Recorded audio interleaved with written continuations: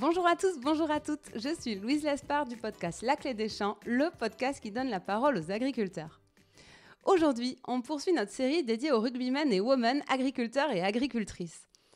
Cela ne vous aura sûrement pas échappé, la Coupe du Monde bat son plein actuellement en France. De nombreux rugbymen sont issus de familles d'agriculteurs. Je voulais donc profiter de l'occasion pour essayer de comprendre pourquoi le monde agricole et le monde de l'Ovalie sont si intimement liés. Et aujourd'hui, j'ai le grand plaisir de me rendre à Lyon pour partir à la rencontre de Jérôme Rey. Il est pilier en top 14 au Loup, le club de Lyon, et il est aussi éleveur de blondes d'Aquitaine et de charolaises. Pour vous dire la vérité, j'avais un peu prévu de faire dans la facilité pour cette fois-ci et d'enregistrer cette interview en visio. Je sais, c'est mal, mais quand on est du sud-ouest, la Savoie, c'est loin. Et puis Jérôme m'a convaincu de le retrouver à Lyon, au stade Gerland. Et honnêtement, j'ai pas été déçue du voyage. J'ai découvert un gaillard au grand cœur. Vous le verrez, Jérôme n'est pas du genre bavard, mais c'est sans aucun doute une des personnes les plus vaillantes qui m'ait été donnée de rencontrer. Jérôme s'est installé très jeune, à 18 ans et hors cadre familial. Il a donc démarré son élevage en partant de zéro. Mais très vite après avoir lancé l'exploitation, Bourgoin lui a proposé un contrat professionnel. Il se retrouve alors à moins de 20 ans à cumuler deux vies, celle de sportif de haut niveau et celle d'agriculteur. Et voilà maintenant 8 ans que ça dure. Et même si Jérôme aujourd'hui atteint les plus hautes sphères rugbystiques, puisqu'il évolue en top 14 et a même connu ses premières sélections en équipe de France l'an passé, oui s'il vous plaît, pas question pour lui d'abandonner ses vaches. Tous les jours de repos se passent à la ferme. Allez, je vous en dis pas plus et je vous laisse en compagnie de Jérôme. Bonne écoute.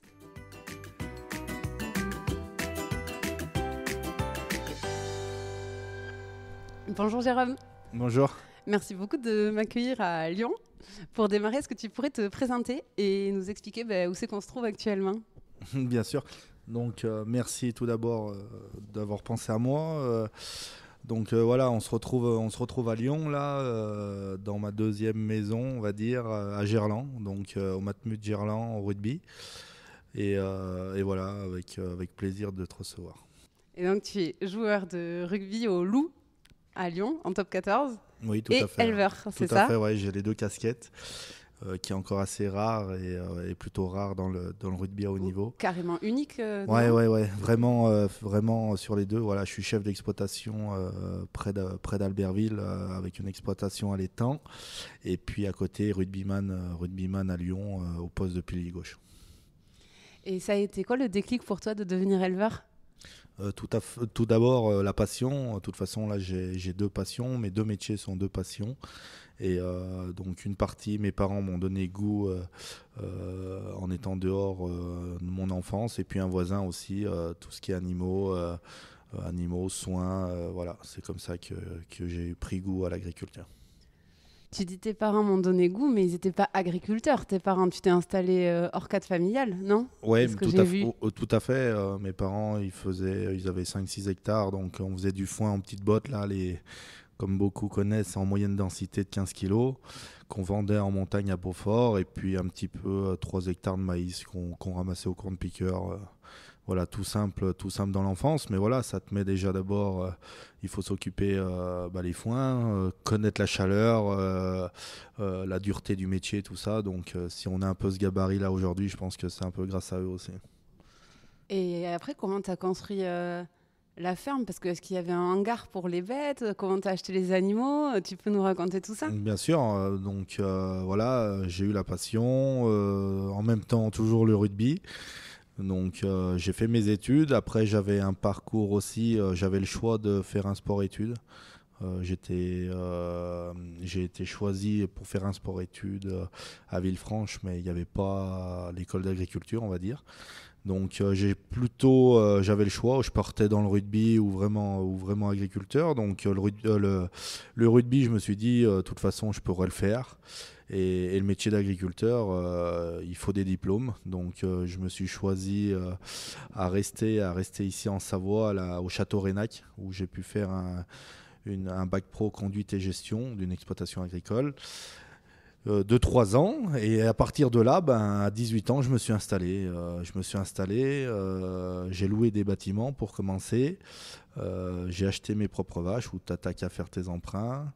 Et voilà, on a commencé à faire de la viande comme ça. Comme on est en Savoie, j'ai commencé à acheter des vaches de réforme, Tarine, Abondance, Montméliarde, qu'on engraissait, qu'on vendait à Bigard pendant 2 ans. Et puis après, tout doucement, on a vu ce qu'il fallait plus faire. Faire un peu moins mais de la qualité. Et maintenant, voilà, on est en charolaise et blonde d'Aquitaine où on vend, on transforme, on laisse transformer à l'abattoir de Chambéry par contre. Donc c'est tué, découpé et puis ensuite on valorise nous-mêmes avec nos propres clients, nos bouchers et puis quelques restaurateurs. Oui, tu as fait le choix de la vente directe. Exactement, voilà. C'est pourquoi par souci économique, c'était plus viable comme ça? Ouais, déjà tout à fait, comme on peut le dire, t'enlèves un intermédiaire. Les gros intermédiaires partent serrer, c'est tout ce qu'ils font. Et puis après, on a eu le client qui est à côté de nous, qui nous cherche, qui veut manger bon. Et tout doucement, on a fait comme ça. Et puis maintenant, ça marche, quoi. Par contre, tu t'es pas facilité la tâche parce que la vente directe, tu vois, en circuit tradi, peut-être tu discutes avec 2, 3, 4 acteurs. Là, en vente directe, t'as combien de clients? Ouais, on arrive à 3500 clients maintenant. Donc, bien sûr que oui, mais d'un côté, on fait ce métier-là aussi parce qu'on est capable de tout faire. Et ce genre de commercialisation, on voit des clients, on voit des voisins, on voit. Voilà, sinon, quand on est agriculteur, comme tu dis, on voit que des concessionnaires, on voit que des vendeurs. Et on s'enrichit pas, donc c'est les personnes à côté qu'on s'enrichit et qu'on marche à côté du monde et que voilà, on va dans les nouveaux environnements pour vraiment marcher, quoi. Te lancer à 18 ans, t'étais quand même déterminé et très mature, non? Parce que franchement, il faut quand même déjà savoir ce qu'on veut faire à 18 ans et puis monter une exploitation de but en blanc à 18. Je sais pas, moi j'en étais pas là à cet âge-là en tout cas. Ouais, après 18 ans, comme tu dis, après oui, j'ai toujours été un peu plus mature, je savais ce que je voulais faire et surtout encore mon caractère là, à part au rugby où je peux recevoir des consignes, sinon non, laisse tomber. Donc voilà, je voulais attaquer à travailler pour moi et transpirer pour moi-même. Et à ce moment-là, tu es à quel niveau au rugby? Et à 18 ans, toujours en espoir à Bourgoin, Jallieu. Et donc je m'installe. Et puis 6 mois après de m'avoir installé, j'ai eu mon premier contrat pro. Et à partir de là, on ne savait pas trop quoi faire, on s'était lancé. Et puis voilà, on entend un peu tous les sons de cloche, c'est éphémère, les blessures. Donc j'ai commencé à garder l'exploitation. Et là, t'étais foutu. Ouais, voilà, et c'est en fait, on va dire maintenant, voilà pourquoi j'ai les deux casquettes là. Et puis maintenant, voilà, j'ai mon cheptel, ma génétique, mes bêtes à moi, et voilà, surtout ma passion. Combien t'en as des bêtes? Je sais plus si tu Ouais, m'as déjà dit. on a 95 bêtes, vaches vaugénistes, on a 45 vélages par an, et puis on a 250 poules pondeuses sur l'exploitation. Et tu as des hectares pour ta Ouais, culture aussi? Voilà, on a 80 hectares, on a 15 hectares de labourable, donc on fait blé, maïs, soja pour l'alimentation du troupeau. Et puis après, tout notre foin, on achète juste la paille derrière la batteuse, aller à 30 km pour le paillage l'hiver. Et est-ce que le fait d'avoir lancé l'exploitation aussi, c'est qu'à ce moment-là, tu te disais que le rugby, c'était cool et tout, mais est-ce que tu n'as pas manqué de confiance en toi et de croire à ton potentiel rugby pour décider de faire la ferme comme ça en parallèle? Parce que tu aurais pu te dire que tu fais salarié agricole, tu vois, à côté, pour lancer l'exploitation bien sûr, plus tard. Après, non, je ne pensais pas avoir. L'entonnoir, même encore là, est tellement restreint que quand dans une équipe jeune, s'il y en a un ou deux qui percent, c'est incroyable. Et voilà, nous, c'était les copains. On voyait un peu les autres, les sacrifices qu'ils se faisaient à faire de la musculation. Et nous, on n'en faisait pas, on portait des bottes. Donc on voyait plus le mec bobo à porter la muscu que nous à porter les bottes. Et au final, c'est nous qui avons la place, quoi. Et du coup, quand Bourgoin te propose le contrat pro, à ce moment-là, c'est une bonne nouvelle où tu te dis punaise, c'est la merde, j'ai les crédits qui ont démarré à la ferme, comment je vais joindre les deux bouts? Un peu les deux, une satisfaction dans le rugby parce que pas tout le monde a un contrat pro. Donc un contrat pro, donc c'est qu'on peut toucher un salaire, dans le rugby. Et puis de l'autre côté, comme tu dis, putain, comment je vais faire l'exploitation, le travail, m'organiser et tout. Et puis au final, on dit maintenant qu'on y est, on a les 2 pieds dedans, donc faut avancer. Et puis après, on prend notre marque. On est beaucoup aidé aussi. Mon père m'a aidé, la famille m'a beaucoup aidé. Donc voilà. T'étais loin, Bourgoin, c'est loin de ton exploitation? Bourgoin, voilà, fallait compter 1 heure de route. Ouais, 100 km, 1 heure de route. Donc les emplois du temps, on s'entraînait le matin et l'après-midi aux animaux. On faisait, comme je débutais dans l'agriculture, donc c'était là où il fallait construire nos bâtiments, nos dalles d'alimentation, tout ce qu'il fallait. Donc beaucoup de maçonnerie à ce moment-là à Bourgoin. Ça te remplaçait la muscu. Ouais, exactement. Après, voilà, on a une résistance physique un peu plus que les autres pour cela, je pense. J'ai lu dans un article ou une vidéo YouTube, je sais plus, qu'au début, quand t'es arrivé, t'étais nul en muscu. C'est vrai ou pas? Ouais, exactement. J'en ai des anecdotes. Un prépa physique, il nous demande de faire nos max. Il commence à me parler un peu en chinois, avec tel exercice, fais du développé couché, fais ci, fais là. Et pour moi, c'était chinois, je comprenais rien. Donc je regardais les autres un peu comment ils faisaient. Et voilà, un peu un ovni dans une salle. Et maintenant, on en rigole. Et même là, c'est pas ce que je préfère, mais bon, on est obligé. Et alors après, je passe Chambéry, mais en 2019, tu es recruté par Grenoble en Pro D2. Exactement, ouais. Et là, Grenoble, pareil, environ 1 heure de route, un petit peu moins. Voilà, 1 heure, ouais. pareil, encore 1 heure de route où je suis pris en Pro D2. Donc là, on monte encore les marches. Ouais. Et là, pareil, donc on s'entraîne le matin, l'après-midi sur l'exploitation, où j'ai fait ça pendant 2 ans. Et puis après, là, j'ai vu qu'on avait 25-26 ans. Et tout doucement, on avait en plus de mal, l'exploitation avait grossi aussi. Donc faire les parcs, on est pas mal en plus. Souvent les mecs vont comprendre, mais nos parcs sont pas tout embarbelés, donc c'est en clôture électrique. Et tous les après-midi, il fallait agrandir les bêtes, faire des nouveaux parcs, et j'arrivais plus à avancer, parce que le faire une journée, tu peux, mais le faire sur l'année et être performant au rugby, c'est autre chose. Donc voilà, j'ai fait ça pendant 2 ans. Et ensuite, j'ai eu la chance que Lyon rachète mon contrat, on va dire. Donc, j'ai pu monter en top 14. Et à partir de là, 1h30 de l'exploitation. Je suis toujours resté à proximité de l'exploitation pour la garder. Mais là, on ne pouvait pas rentrer tous les soirs avec les bouchons et tout. Donc, à partir de là, j'ai pu prendre 2 salariés. Tu as démarré au Loup en te disant que tu allais tout garder, ou direct tu t'es dit non, là, il faut que je m'organise et que je vois les choses un peu différemment? Non, je savais en signant en top 14 qu'en Pro D2, j'étais à la limite. Voilà, tout le monde le sait, c'est limite. Là, j'aurais pas pu faire. J'aurais pu, on pouvait dire allez, je signe 2 ans, j'ai l'exploitation, mais je joue pas. Ça pouvait être. J'ai que le maillot, il y en a, ils seraient satisfaits de ça, mais pour moi, non. Donc, c'est là où je me suis dit il faut trouver une solution. Je n'arriverai pas à faire tout seul. Il faut qu'on mette sur l'exploitation. Donc là, après, j'ai passé pas mal de salariés. Et j'ai pu trouver les bons. Et tu as combien de salariés là qui te gèrent Là, j'ai 2 salariés. Donc France qui va s'occuper de tout ce qui est vente directe, préparation, distribution de commandes. Paul qui va m'aider tout ce qui est sur exploitation, donc animaux, curage, soins des animaux, bâtiments.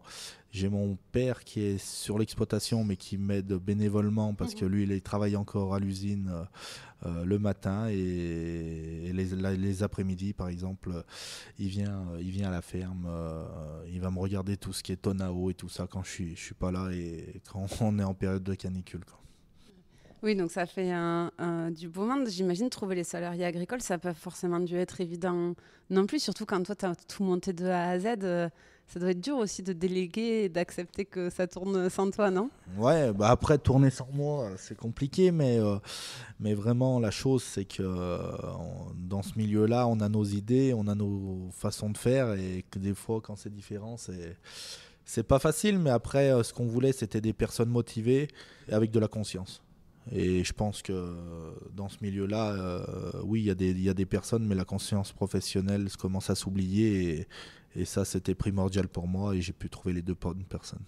Tant mieux. Et puis derrière, j'ai l'impression qu'il y a tout un projet familial aussi, parce que tu parles de ton père. Je crois que ta compagne aussi t'aides pas mal. Il a fallu aussi que ton entourage il accepte que tu t'aies cette double vie presque, non? Ouais.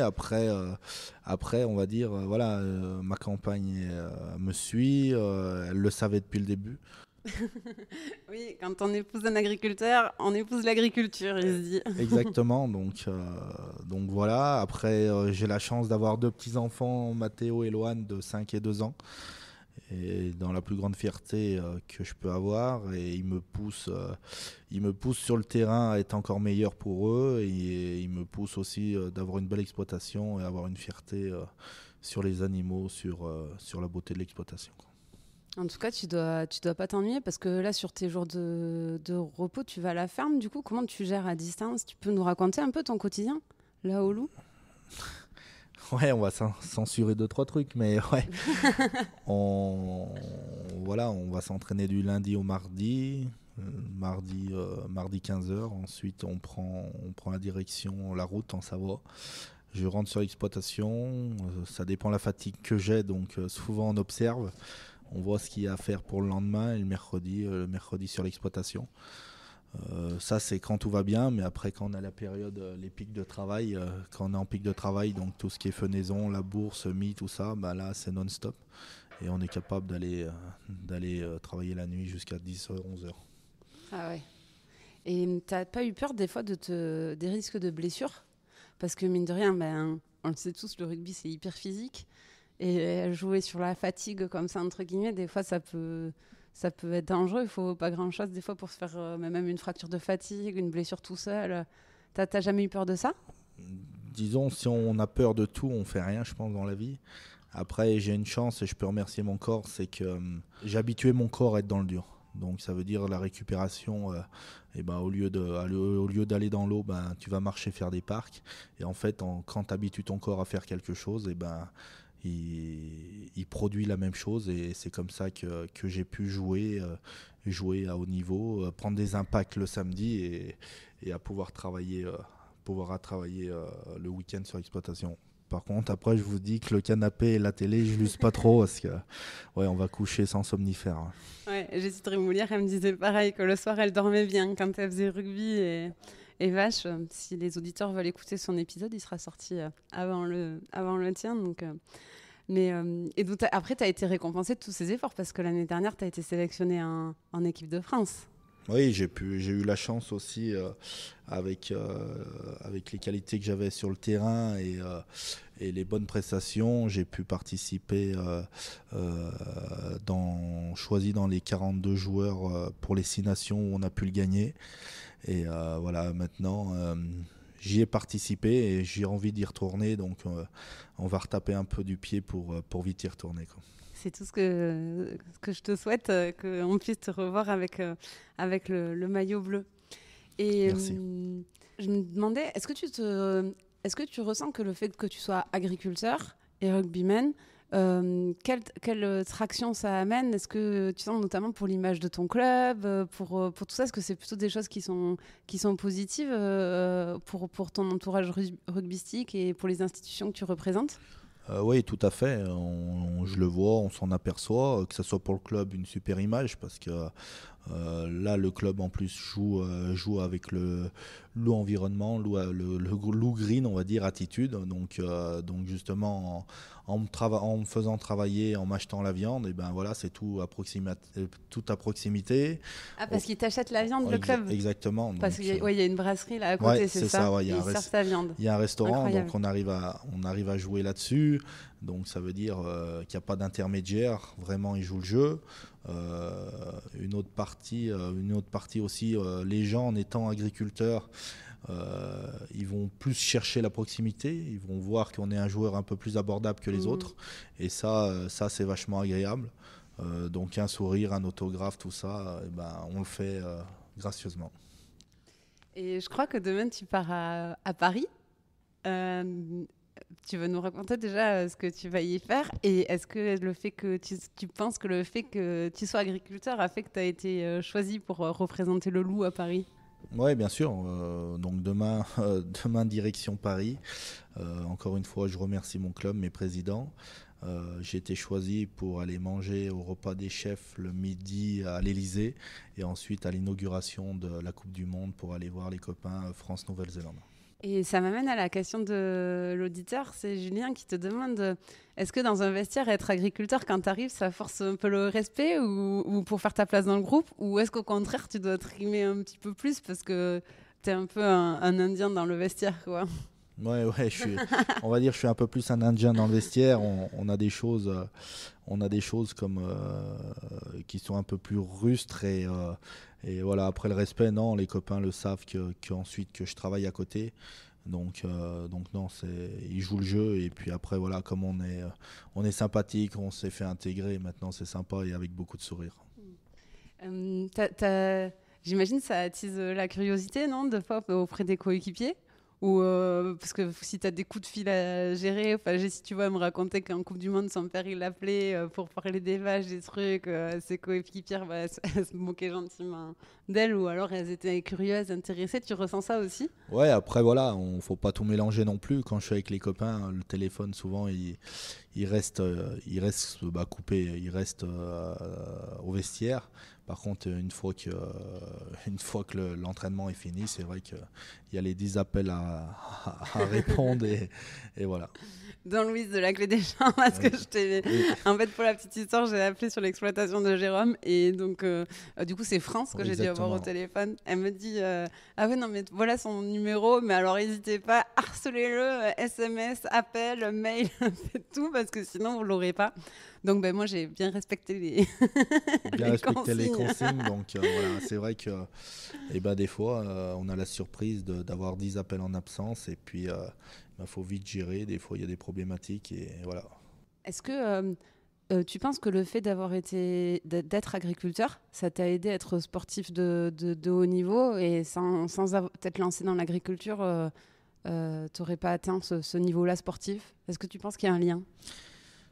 Avec Dessy, on ferait un monde, mais je pense que ça m'a aidé. Ça m'a aidé à me forger dans le caractère, ça m'a aidé à me forger physiquement.